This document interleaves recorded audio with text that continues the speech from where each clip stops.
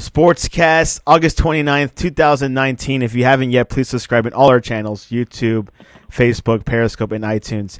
And if you're in iTunes, please leave a rating and a review. It'll help us out tremendously. And visit us on thesportscast.net for the latest. College football week 1 begins. Alabama launches their season opener this weekend against Duke University.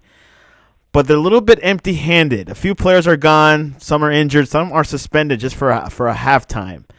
For a half. And to join us, to talk to us a little bit about Alabama and their destiny to become the dynasty of the century, Justin Riley, welcome back to the Sportscast.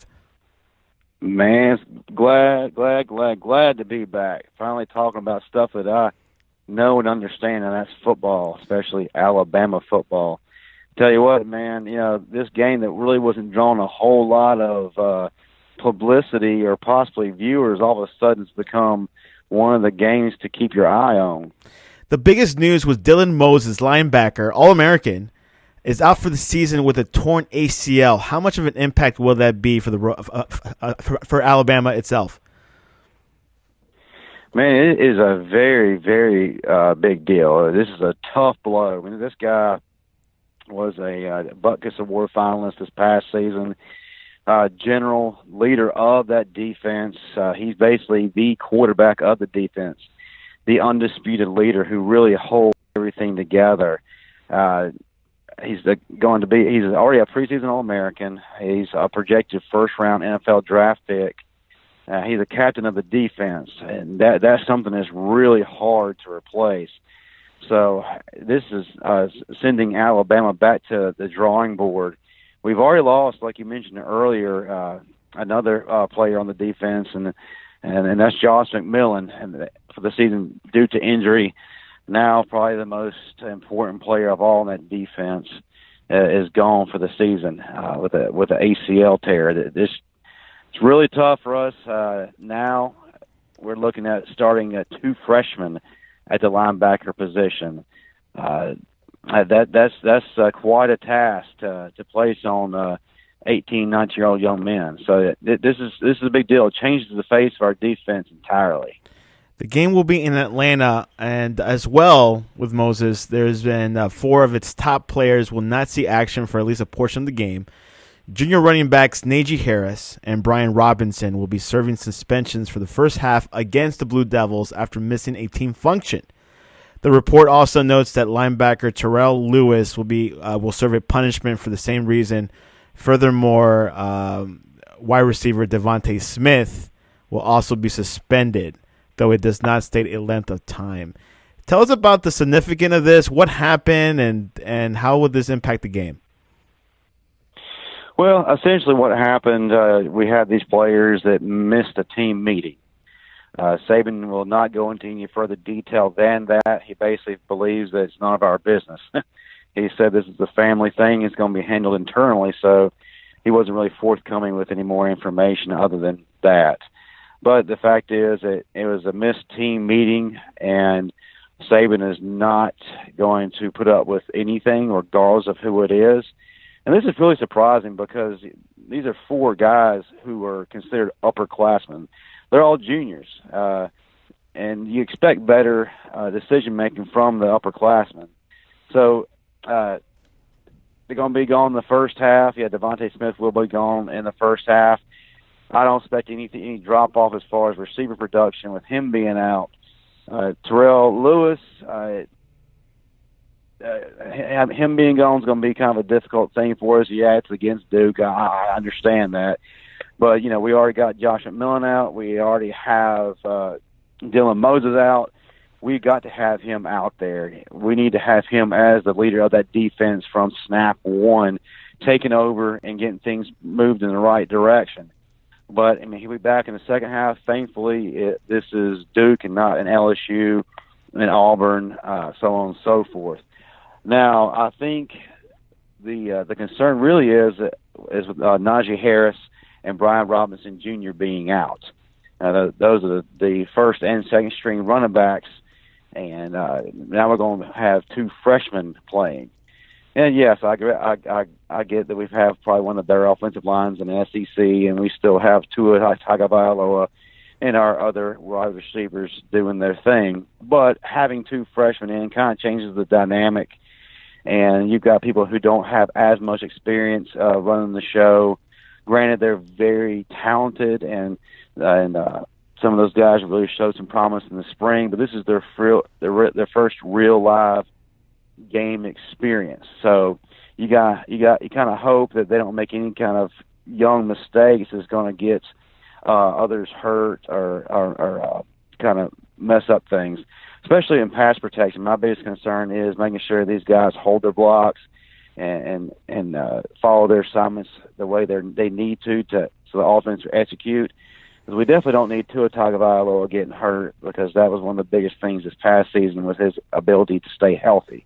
So we definitely need him in there staying healthy and not being susceptible to any kind of major injury.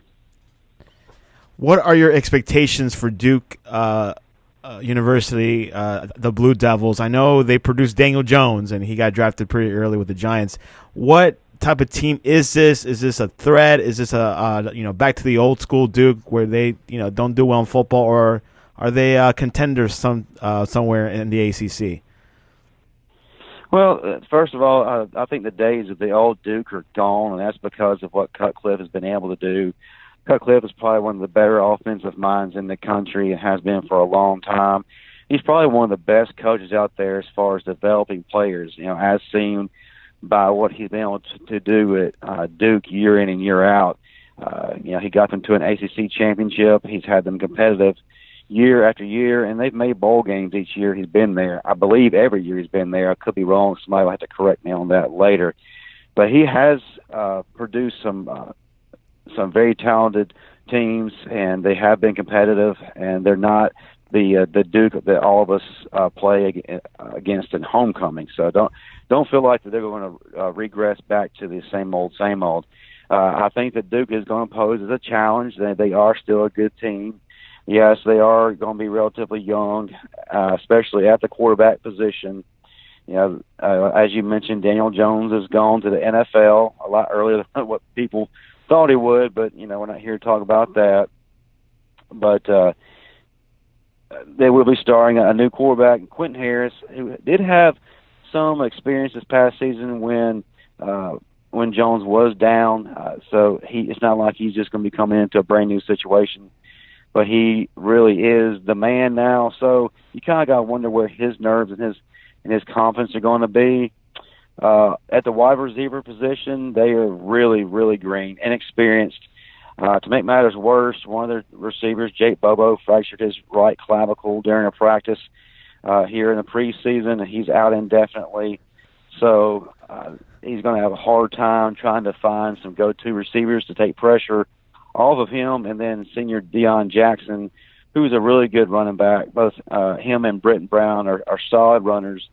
So they'll be able to take a little bit of the pressure off of the quarterback, but they can't just run the ball all day long. As you know, you can't be one-dimensional against Alabama or SEC defense, to say the least. So they're going to have to generate some kind of offense, look for David Cutcliffe to put some kind of good game plan offensively together, and definitely attack the weak points right now that Alabama has, especially with the players who are going to be out in the first half, and then having some major guys out for the entire season.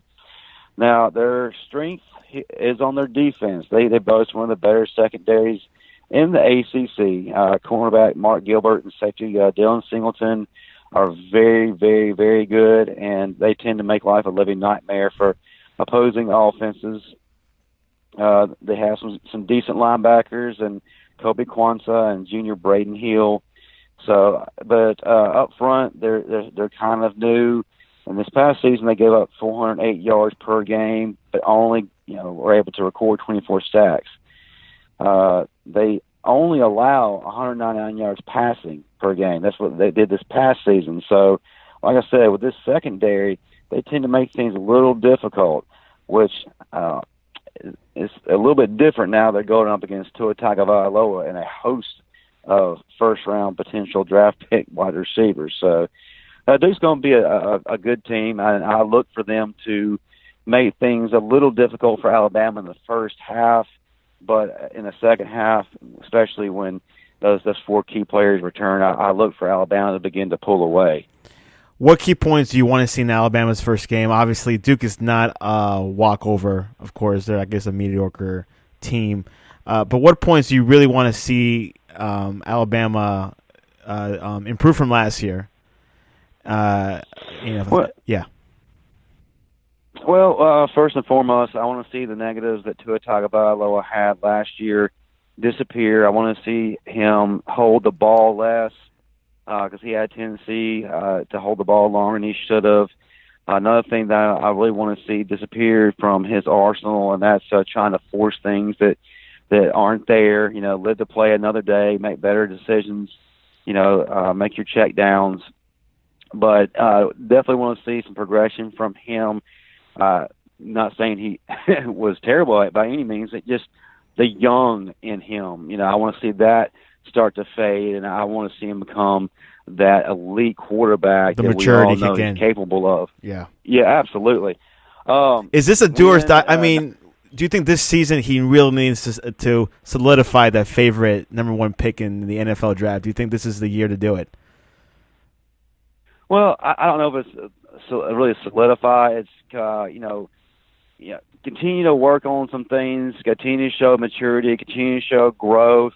Definitely show the scouts you have very better durability because, like I mentioned earlier, he had health concerns for the later part of this past season, and we definitely need to see that is going to be gone as well.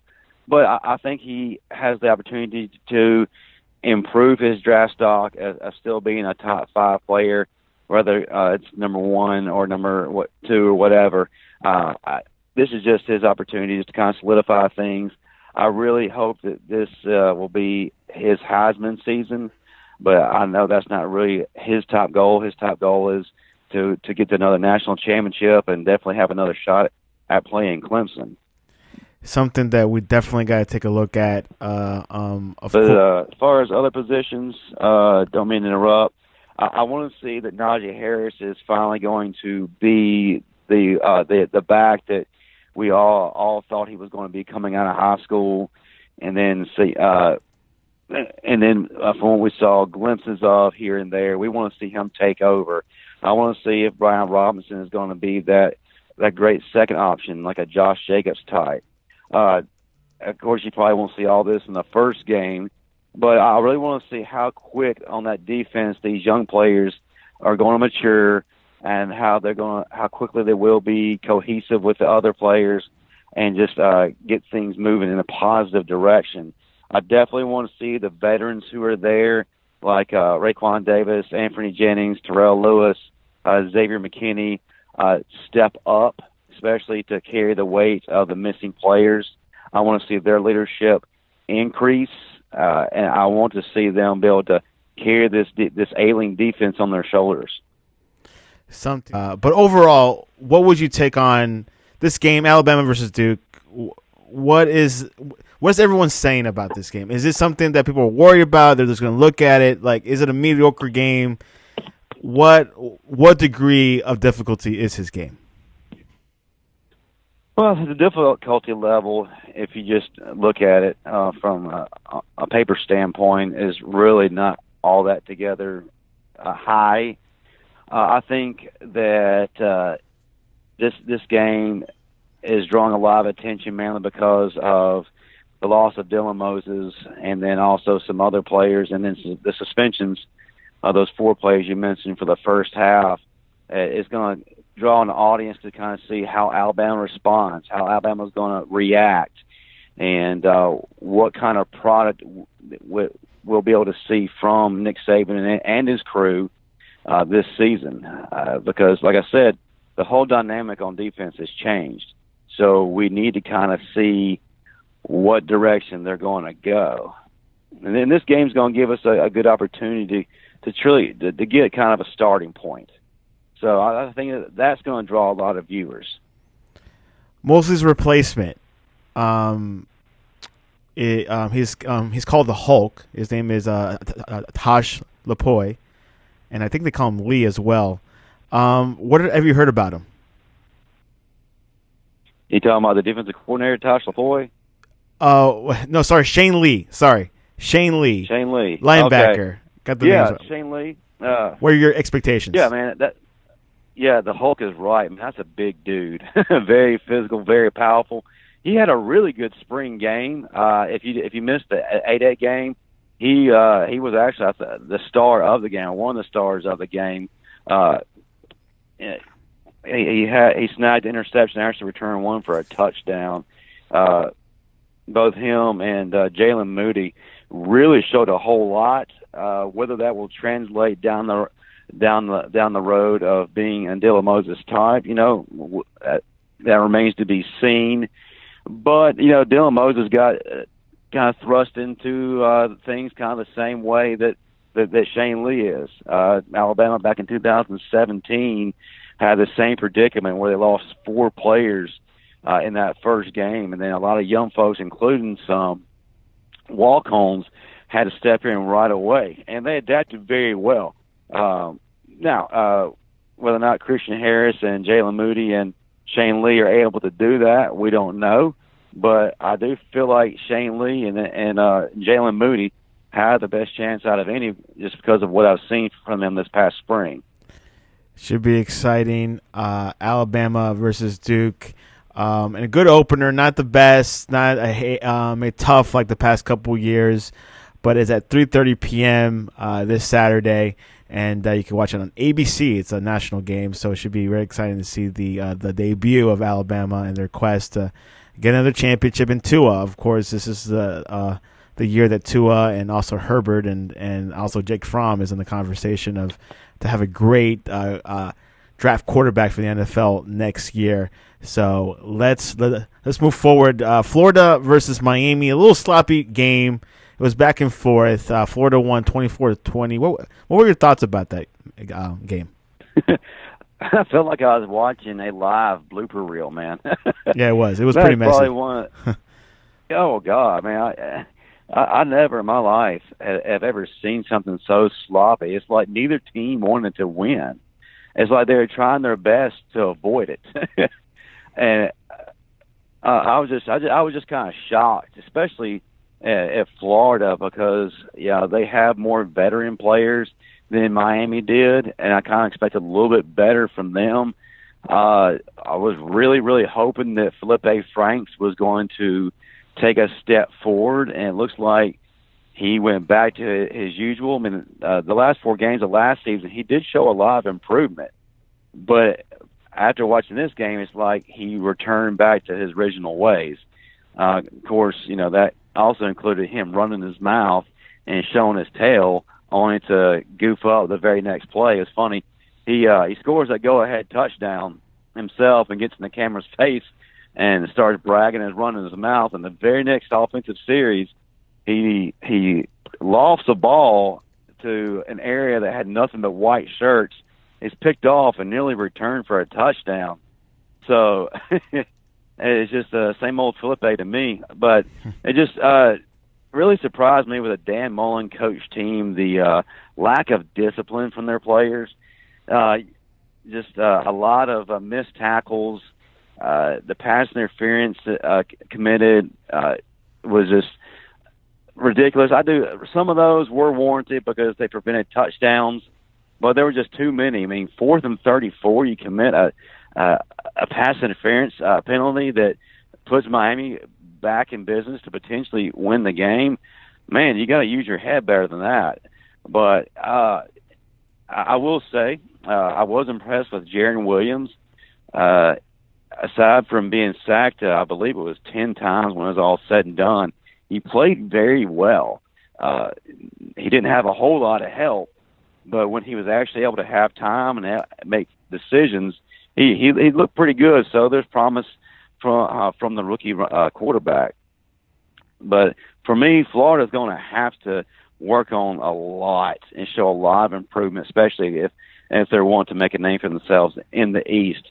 I know it was just the first game. Well, there were just way too many negatives for me. Jarren Williams, you think he is the right quarterback over Tate Martell? I think for now, yes, but I really do need to see a complete picture. I need to see a few more games from him to really make that decision. But for now, I feel like Jaron Williams is the guy, and he really showed me a lot as far as maturity-wise, considering the amount of pressure that he had to deal with. So I'm going to go with him for now. But, ask me the same question 5 games down the road, and we'll see where we're at. Florida Gators obviously had a sloppy game. Where do you see them in the picture down the road? Do you think they'll slip a little bit lower in the standings? Do you think they have much contention in the SEC East? Like, what are your thoughts as of right now? Do they slip down? I think they do a little bit, especially if some of these teams that are below them play at a much higher level and show a whole lot more.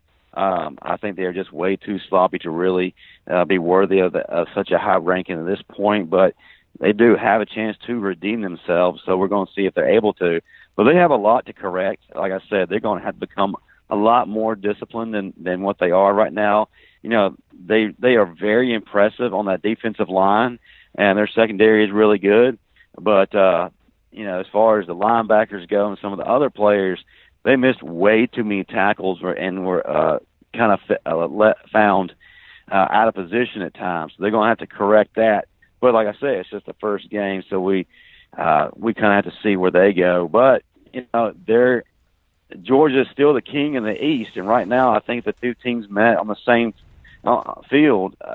Georgia wins that game pretty easily.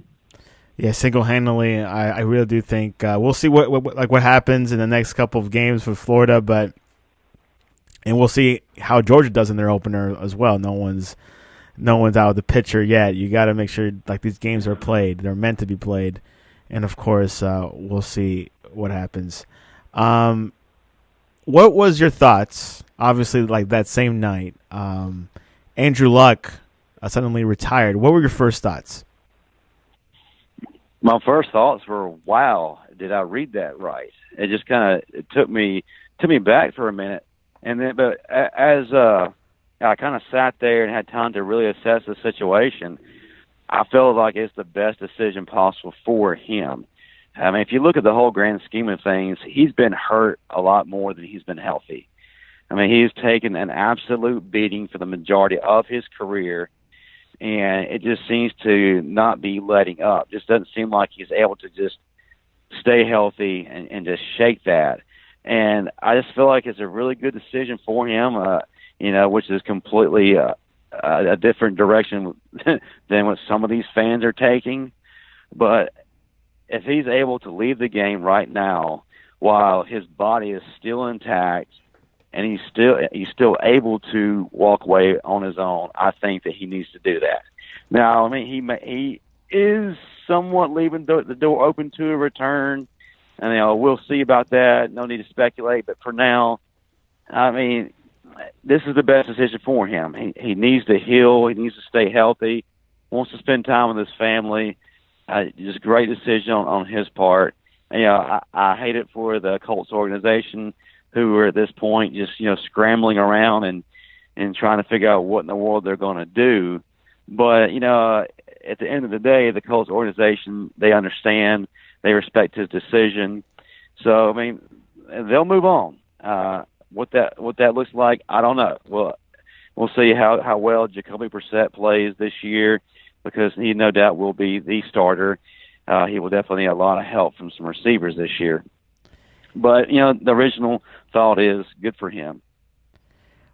And do you think Jacoby Brissett will live up to that starting position, or do you think they may tank for a quarterback like Tua or Herbert next year? I think if it's any organization's goal to tank for a certain player is absolutely absurd, even though a lot of these fans and even some analysts are just absolutely being persistent about it. I think that they believe in Jacoby Brissett, but Jacoby Brissett has a long road ahead of him, because he doesn't quite have all the pieces there to really help. They really need a big-name receiver. He really needs some help out wide. But I feel like the Colts believe in him, and it's just going to be a tough season just to kind of figure out what a Jacoby Brissett team is going to look like. Now, as far as tanking goes, that just needs to be pushed aside and squashed because right now, Justin Herbert's and some of the other candidates are college players. They haven't proven themselves in the NFL, so you can't sit there and say, hold them to the same standard. They can't live up to the NFL standard because they have not played an NFL snap. So you can't put yourself in or your organization in a position to just blow it with the hopes that an amateur is going to lead them to a promised land. And there you have it. Let's see what happens in football this weekend. Anything else before we head into predictions? Man, I'm just excited about this whole thing. I'm a little taken back. I'm bummed out as far as what's happened to my Crimson Tide. But if anybody can right the ship, if anybody can correct things and get things in the right direction, it's Nick Saban. He's the best in the game for a reason, and he's proven he can do it. Like I said, man, back in 2017, we faced the same situation, but he still was able to guide Alabama to a national championship. Last year, we lost Terrell Lewis, and we lost another linebacker for the year as well. And he still was able to overcome that.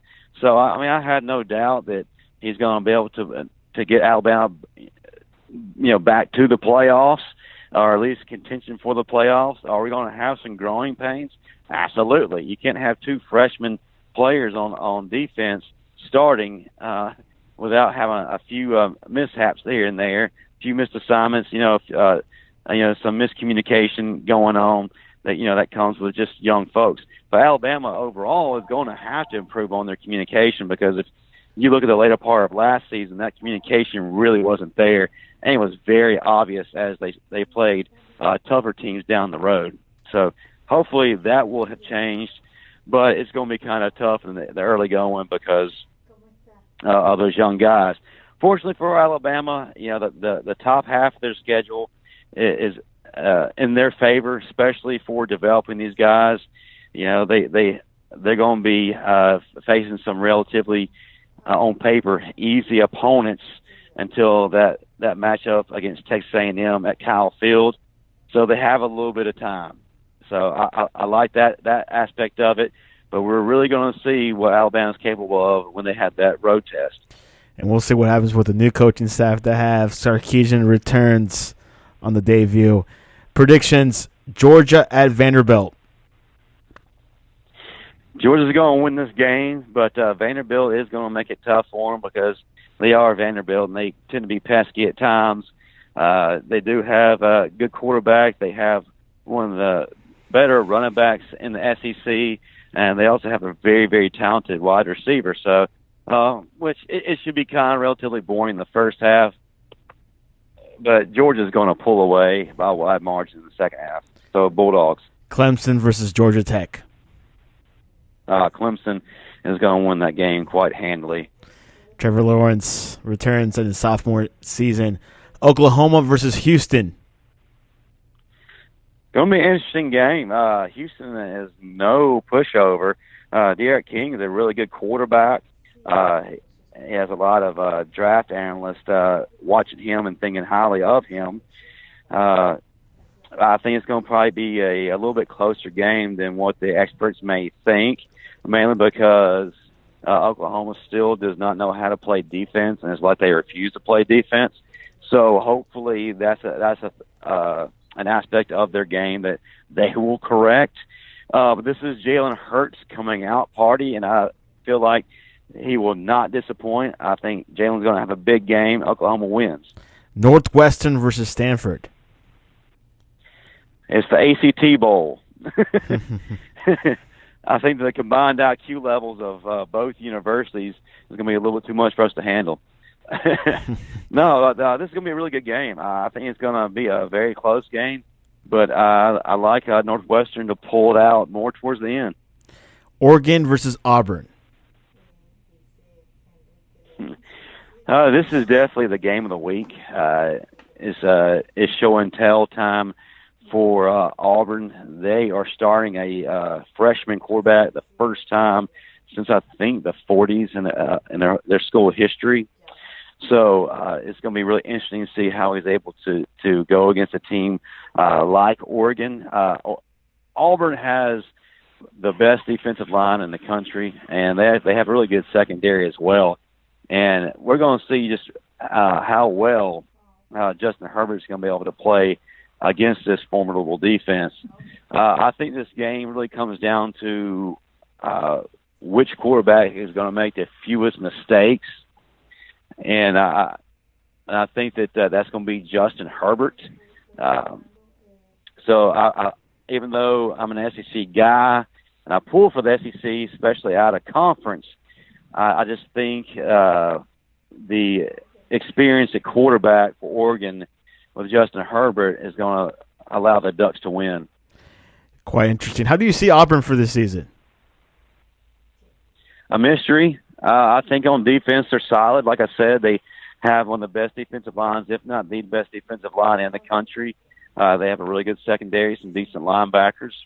There's no question there. The big question mark is on offense. Just, how quick will their quarterback develop? I mean, he's a freshman, and he's a freshman that's going to be playing in arguably the toughest conference in the country.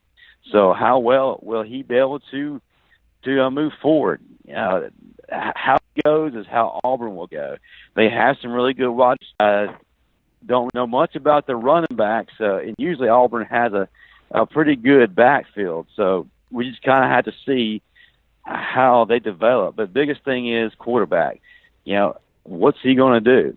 If he's able to play to the elite status that many think that he's capable of, especially being a five-star coming out of high school, then they should do all right. But it's a toss-up right now. And I really don't like Gus Malzahn's developmental abilities. So I'm kind of questioning that. But, it's wait and see with them. Wait and see. We'll see what happens towards the Iron Bowl, which they will be hosting this year.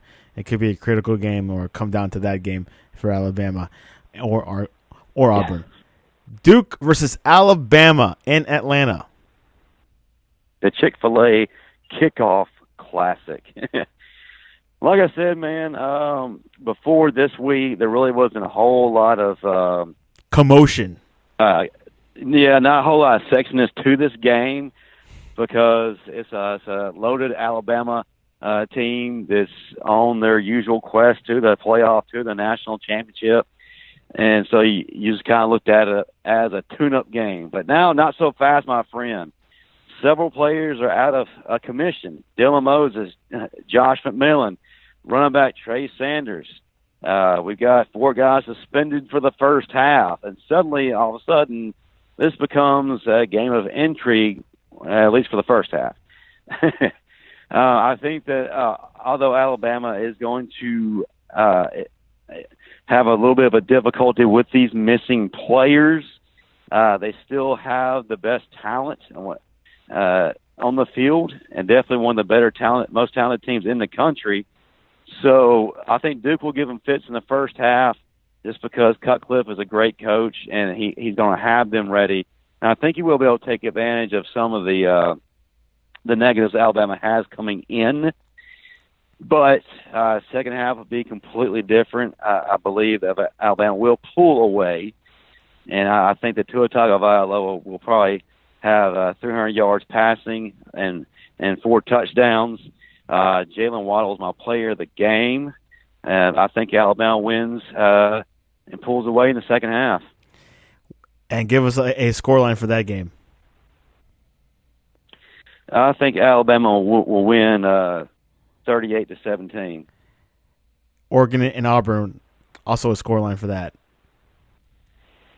Scoreline for that. Like I said, I feel like Oregon's going to win this game. I think it's going to be a very, very close game. I don't think it's going to be a high-scoring game. I listened to your podcast earlier this week with Ty, and I kind of want to go along the same lines. It's going to be a low-scoring game. I don't believe it gets out of the 20s. I believe Oregon wins a close one, 23-20. 23-20. Got that down. And random question, what is your favorite type of dog?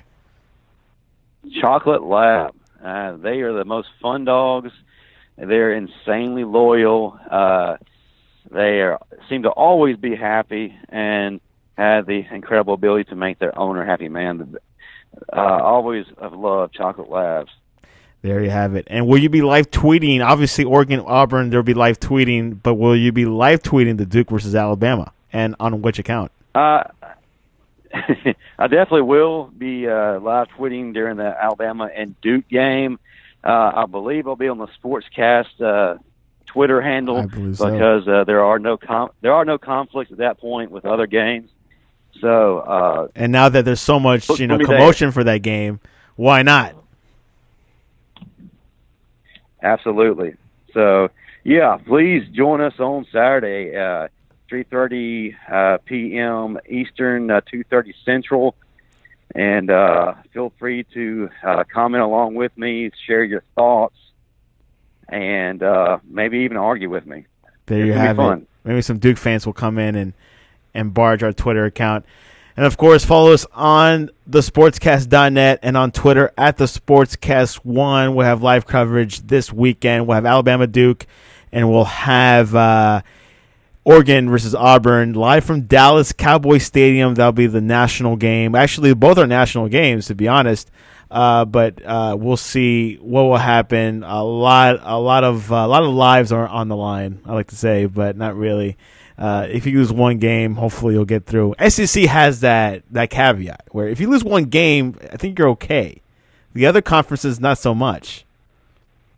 Right.